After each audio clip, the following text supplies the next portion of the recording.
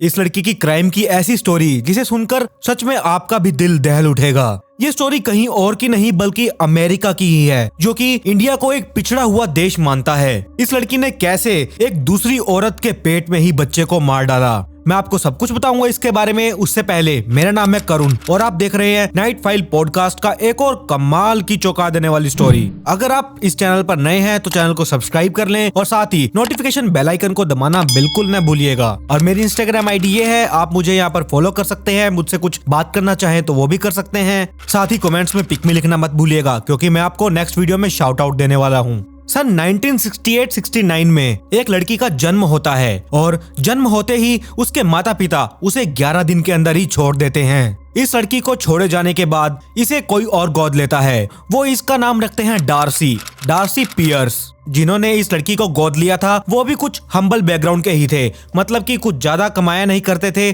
उनकी इनकम भी ठीक ठाक ही थी। यहाँ पर डार्सी को जिसने गोद लिया था उसके पिता तो ड्राइवर थे और जो माता थी वो पैसों की तंगी के कारण शादियों में केक्स बनाया करती थी।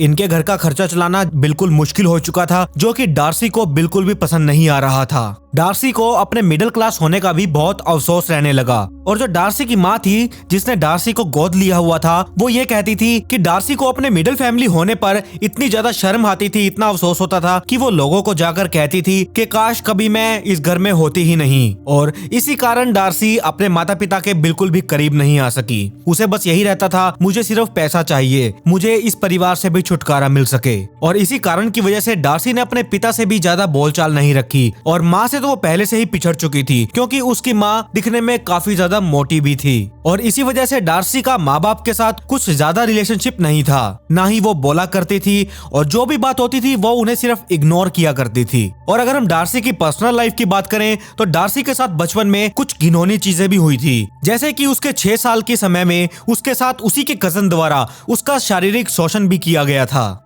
और इसी के कारण डार्सी को अगले 6 सालों तक उसे अपने कजन के साथ ही सोना पड़ता था। और जब डार्सी 6th क्लास में पढ़ रही थी तब उसका शोषण उसके टीचर्स द्वारा भी किया गया था। और बस कुल मिलाकर डार्सी का इसलिए कुछ लगाव अपने माता पिता से भी नहीं था और डार्सी का बचपन भी कुछ दुखों के साथ ही बीत रहा था। और इसी बीच डार्सी ने अपना एक बॉयफ्रेंड बनाया। जब वो 12th क्लास में हुई तब वो अपने माता पिता को छोड़कर अपने बॉयफ्रेंड के साथ ही रहने लगी। और डार्सी जब 18 साल की हुई तो उसने अपने ही बॉयफ्रेंड के साथ शादी कर ली। और शादी के बाद सन 1986 में डार्सी प्रेग्नेंट भी हो जाती है और यही चीज देखकर सारा परिवार उससे बहुत ही खुश रहने लगा। और जब डार्सी प्रेग्नेंट हुई यानी कि सन 1986 के शुरुआती महीनों में ही फिर अचानक उसके पति की पोस्ट कहीं दूसरे शहर में हुई। शहर का नाम था एल्बकरके, अमेरिका। और यहाँ पर हम डार्सी के पति की बात करें तो वो एक मिलिट्री मैन था। यहाँ पर डार्सी प्रेग्नेंट भी थी और उसके पति की पोस्टिंग भी अब कहीं और हो चुकी थी। तो डार्सी के पति ने डार्सी से ये कहा कि अब तुम भी तो मेरे साथ ही चलोगी। तो ये दोनों जाकर एल्बकरके में शिफ्ट हो गए। डार्सी अपने बच्चे को लेकर इतना खुश हो चुकी थी कि वो दिन में ही अपने बच्चे के होने से पहले ही वो सपने देखने लगी। डार्सी को कभी अपने ही बच्चे की रोने की आवाज सुनाई देती तो कभी उसे ये लगता कि वो अपने ही बच्चे के डायपर्स चेंज कर रही है, और जबकि डार्सी अभी सिर्फ प्रेग्नेंट ही थी। डार्सी अपने बच्चे को लेकर इतनी उत्सुक हो चुकी थी कि उसने सिजेरियन डिलीवरी में बच्चा कैसे होता है ये जानने के लिए उसने सिजेरियन की बुक्स पढ़ी। इसमें इसे ये पता चला कि सिजेरियन ऑपरेशन कैसे होता है और ये सब बातें जानने के बाद और ऐसे ही बुक्स पढ़ते पढ़ते उसने ये सब सीख लिया कि सिजेरियन डिलीवरी कैसे की जाती है। मैं आपको बता दूं कि सिजेरियन डिलीवरी वो होती है जब एक माँ का पेट चीरकर बच्चे को पेट से ही निकाला जाता है। अब आपको ये बात कुछ चौंका देने वाली लगेगी। डार्सी अपने बच्चे को लेकर इतनी उत्सुक हो चुकी थी कि उसने बुक्स पढ़कर सिजेरियन डिलीवरी कैसे होती है उसने ये सब पता लगाया। और इसके बावजूद इसने वो सारे औजार मंगवाए जो कि सिजेरियन डिलीवरी में काम आते हैं। इसने हर एक औजार मंगवा कर अपने घर में सजावट में रख दिए कि इसकी मुझे कभी भी जरूरत पड़ सकती है। बस सिर्फ यही सोचकर कि अगर मान लो मुझे घर में डिलीवरी करनी पड़ जाए तो मेरे पास ये सभी औजार होने जरूरी हैं। कुल मिलाकर उसने सिर्फ किताबें पढ़ी, सिजेरियन डिलीवरी सीखी और सारे औजार मंगवाए। फुल तैयारी के साथ वो सिर्फ अब उसी समय का इंतजार कर रही थी जब उसका बच्चा इस दुनिया में आएगा। जून 1987 में उसने अपने पति को ये बताया कि मेरी डिलीवरी की डेट 23 जुलाई 1987 में तय की गई है और इसी दिन डिलीवरी शाम के 5 बजे होगी। मुझे हॉस्पिटल में 4 बजे के आसपास पहुंचना होगा। ये सुनकर उसका पति भी खुश हुआ और डार्सी तो पहले से ही उत्सुक थी। ये दोनों अब इतने खुश थे कि कुछ ही दिनों में उनके घर भी एक नन्हा सा मेहमान आने वाला है। और आखिर दिन आ ही गया 23 जुलाई 1987 का। इस दिन जब इसे हॉस्पिटल 4 बजे पहुंचना था तो डार्सी इतनी उत्सुक थी कि वो हॉस्पिटल अकेली ही दोपहर 2 बजे ही पहुंच चुकी थी, जिससे कि उसे ये था कि मैं सारे चेकअप टाइम से पहले ही करवा लूं। डार्सी जैसे ही हॉस्पिटल पहुंची, अपनी कार से उतरी, वैसे ही उसने देखा कि अब उसी की कार के पास एक लेडी खड़ी है और वो भी अपनी गाड़ी के अंदर बैठने ही वाली है। और जब उसने उस लेडी की तरफ देखा तो वो भी प्रेग्नेंट ही थी। उसे उस लेडी को देखकर यही लगा कि वो लेडी तकरीबन 8.5 महीने से प्रेग्नेंट है और इस महिला का नाम था सिंडी रे। डार्सी को यहाँ पर यही लगा था कि सिंडी अभी अभी हॉस्पिटल से चेकअप करवा कर निकली है, क्योंकि वो गाड़ी में उस टाइम बैठने ही वाली थी। ये दोनों लेडी आपस में एक दूसरे के पेट को देखकर खुश होती हैं, स्माइल करती हैं और इन्हें देखकर ऐसे लग रहा था जैसे कि ये दोनों एक दूसरे की डिलीवरी के लिए बेस्ट ऑफ लक बोल रही हों। ये बात है 23 जुलाई तकरीबन 2:30 बजे की। 2:15 बजे के आसपास उसी हॉस्पिटल में सिंडी रे का पति आता है। वो वहाँ पर सिंडी रे को देखता है, लेकिन उसे वहाँ पर वो नहीं दिखी। तो उसके पति को यही लगता है कि वो शायद कुछ न कुछ पूछने के लिए ही हॉस्पिटल के अंदर दोबारा गई है। सिंडी रे के पति को अपने ही 2 साल के बच्चे को डे केयर से पिकअप करना था। वो तो पहले ही लेट हो चुका था, तो उसने वहाँ पर वेट न करते हुए वो जल्दी जल्दी में अपने बच्चे को लेने के लिए डे केयर पहुंचा। उसने अपने बच्चे को डे केयर से उठाया और वो वापस क्लिनिक पहुंचा। क्लिनिक पहुंचने के बाद जब उसने पूछा कि मेरी पत्नी सिंडी रे कहाँ है, तो हॉस्पिटल वालों ने सिर्फ यही जवाब दिया कि वो तो यहाँ से 2 बजे के आसपास निकल चुकी हैं। अब ये बात सुनकर सिंडी रे का पति हैरान रह चुका था कि आखिर सिंडी रे जा कहाँ सकती है। तो बस यही सोच में वो अपनी पत्नी को ढूंढने के लिए निकल पड़ा। इधर शहर के एक शोरूम पर करीबन 4 बजे के आसपास एक लड़की का फोन आता है और वो कहती है कि मैंने अभी अभी थोड़ी देर पहले हाईवे के किनारे अपने बच्चे को जन्म दिया है और मुझे मदद की सख्त जरूरत है। अब वो लड़की सिंडी नहीं बल्कि डार्सी थी।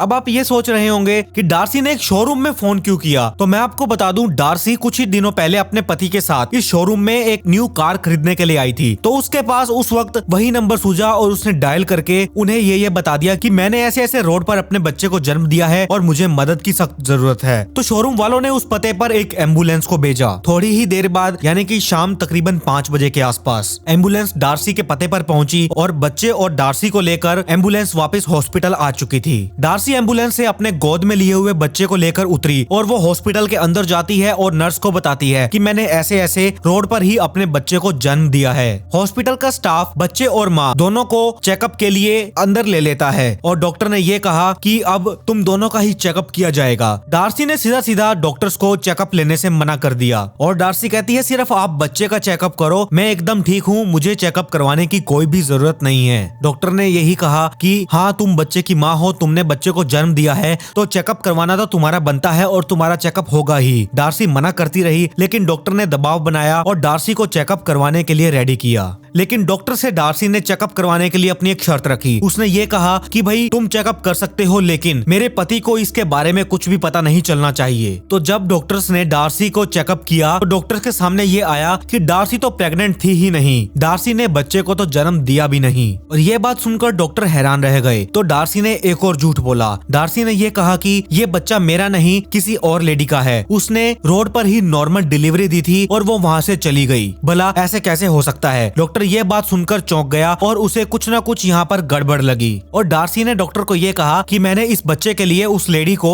$10,000 पे करें। साथ में उसने ये झूठ भी बोला कि ये बात मेरे पति को बिल्कुल भी ना पता चले कि ये बच्चा उसका नहीं बल्कि किसी और का है, बाहर से लाया हुआ है। अगर मेरे पति को ये पता चलता है तो वो इस बच्चे को बिल्कुल भी एक्सेप्ट नहीं करेगा। ये बात डार्सी के बोलते ही डॉक्टर्स को लगने लगा था कि यहाँ पर कुछ गड़बड़ है। डार्सी कुछ ना कुछ अभी भी छुपा रही है, वो पूरा सच नहीं बता रही। उस टाइम डॉक्टर्स ने डार्सी को एक कमरे में बंद किया और तुरंत पुलिस वालों को कॉल करके हॉस्पिटल में बुलाया। और इधर सिंडी रे का पति सैम रे अपनी पत्नी की गुमशुदा की रिपोर्ट पहले ही पुलिस स्टेशन में दर्ज करवा चुका था। यहाँ पर अब पुलिस के सामने सिंडी रे के गायब होने की रिपोर्ट्स भी थी और डार्सी की भी रिपोर्ट थी जो कि वो एक बच्चा लेकर आई थी। और डॉक्टर्स को यहाँ पर यह भी शक होने लगा जो सिंडी रे थी वो भी प्रेग्नेंट थी। यहाँ पर पुलिस वालों का शक एकदम क्लियर हो चुका था कि सिंडी रे के गायब होने का मकसद सिर्फ और सिर्फ डार्सी ही है। अगले ही दिन 24 जुलाई 1987 के दिन करीबन सुबह 10:30 से 11:30 बजे के बीच में पुलिस ने डार्सी से पूछताछ की और डार्सी के ऊपर इतना दबाव बनाया कि डार्सी को सच बोलने पर मजबूर कर ही दिया। डार्सी ने पुलिस वालों को सब सच बताया। डार्सी ने पुलिस वालों को जब अपनी सच्चाई बताई तो ये बात सुनकर पुलिस वाले एकदम शॉक्ड रह चुके थे। डार्सी ने पुलिस वालों को ये बताया कि 23 जुलाई यानी कल के ही दिन दोपहर को मैंने हॉस्पिटल के बाहर एक गर्भवती महिला को अपनी नकली गन दिखाई और उसे मैंने हॉस्पिटल से किडनैप किया और मैं उसे अपने घर लेकर गई, जहाँ पर उसने सिजेरियन ऑपरेशन की पूरी तैयारी कर रखी थी। पर जैसे ही मैं अपने घर पहुंची मैंने देखा कि मेरा पति घर पर आ चुका है और वो मेरा ही वेट कर रहा है।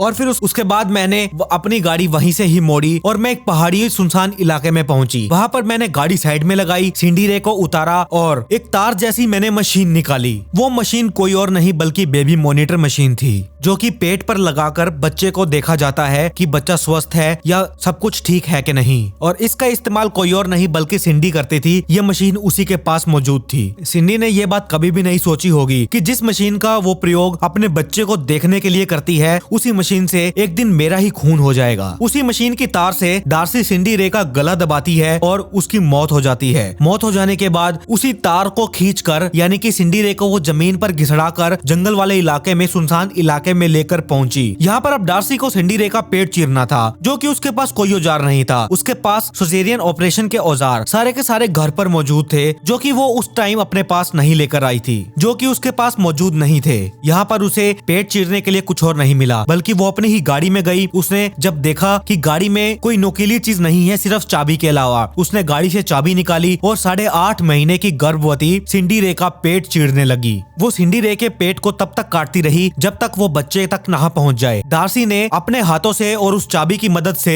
सिंडी रे के पेट को काटा और बच्चे को बाहर निकाला। बच्चे को बाहर निकालने के बाद उसने अपने ही मुंह से बच्चे की गर्भनाल को काटा और वहां से बच्चे को लेकर फरार हो गई। डार्सी ने पुलिस वालों को यह भी बताया कि हाँ मैं प्रेग्नेंट थी, लेकिन कुछ ही महीनों बाद मेरा गर्भकाल हो गया जिससे कि मेरा बच्चा नहीं बच पाया और उसी टाइम मैंने बच्चा चुराने की प्लानिंग की। बस मुझे कोई प्रेग्नेंट लेडी चाहिए थी। डार्सी ने यह भी बताया कि मैंने महीनों तक अपने पति और घर वालों से ये बात छुपाई कि मैं प्रेग्नेंट नहीं हूँ, मेरा गर्भकाल हो चुका है। वो सबको बस ऐसे ही पागल बेवकूफ बनाती रही। उसने अपने घर वालों को और पति को पागल बनाने के लिए अपने पेट पर एक कपड़ों की छोटी सी गठरी लगा रखी थी, जिससे कि उसके घर वालों को और बाहर वालों को सिर्फ यही लगे कि वो अभी भी प्रेग्नेंट है। उसने ये बताया कि मैंने सिर्फ ये इसीलिए किया क्योंकि मेरे पति ने मुझसे शादी सिर्फ बच्चे के लिए ही की थी। उसने साफ कहा था कि मुझे एक बच्चा चाहिए और उसे इस बात का भी डर था कि अगर मैं अपने पति को बच्चा नहीं दे सकी तो शायद वो मुझसे दूर हो जाता, मुझे वो छोड़ देता। उसने कहा कि मैं तब से ही एक प्रेग्नेंट लेडी की वेट में बैठी थी। बस जिस दिन मैं हॉस्पिटल पहुंची वहीं पर मुझे सिंडी रे मिली। बस वहीं पर मेरे माइंड में प्लानिंग आने लगी और मैंने उसे किडनैप करके उसके बच्चे को निकाला, उसे मारा, उसके बच्चे को निकाला और मैं उसके बच्चे को लेकर यहाँ हॉस्पिटल आ चुकी थी। डार्सी की ये सभी बातें सुनकर सभी लोग एकदम शॉक्ड रह चुके थे और उसे उसी टाइम गिरफ्तार कर लिया गया। पुलिस ने डार्सी को गिरफ्तार किया और उससे सिंडी रे की बॉडी के बारे में पूछा। डार्सी पुलिस वालों को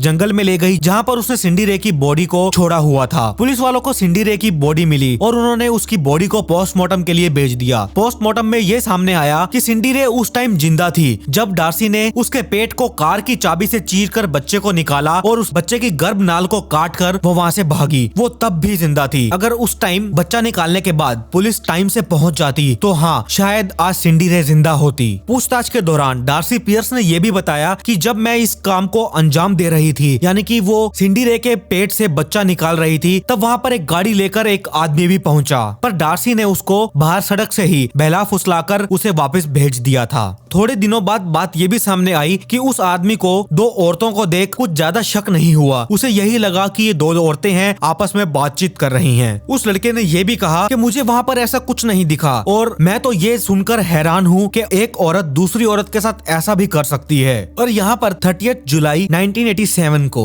सिंडी रे का अंतिम संस्कार कर दिया जाता है और कुछ दिनों बाद ही कोर्ट ने डार्सी को 30 सालों की सजा सुनाई। तो ये थी कहानी एक 19 साल की लड़की की जिसने एक प्रेग्नेंट लेडी को किडनैप किया। किडनैप करने के बाद उसे सुनसान जगह पर ले जाकर कोई नुकीली चीज ना मिलने के कारण गाड़ी की चाबी से ही पेट को काटा। पेट को काटने के बाद बच्चे को निकालकर उसकी गर्भनाल को अपने मुंह से ही काटकर बच्चे को लेकर फरार हो गई और उस लेडी की उसने वहीं पर ही हत्या कर दी। यहाँ पर सिर्फ सोच यही आती है है कि एक औरत दूसरी औरत के साथ ऐसा भी कर सकती है। ये सच में बहुत ही चौंका देने वाला है। सिर्फ एक बच्चे की लालच में किसी और को मारना, वो भी इस तरह से, क्या सही है? अपनी राय कमेंट बॉक्स में जरूर बताइएगा। और अगर आप चैनल पर नए हैं तो चैनल को सब्सक्राइब कर नोटिफिकेशन बेल आइकन को जरूर प्रेस करें। और मेरी इंस्टाग्राम आईडी है, आप मुझे यहाँ पर फॉलो भी कर सकते हैं। एंड पिछली वीडियो का शाउट आउट मोनू को, comment pick me to get a shout out in next video. मिलते हैं एक और ऐसी ही चौंका देने वाली स्टोरी के साथ।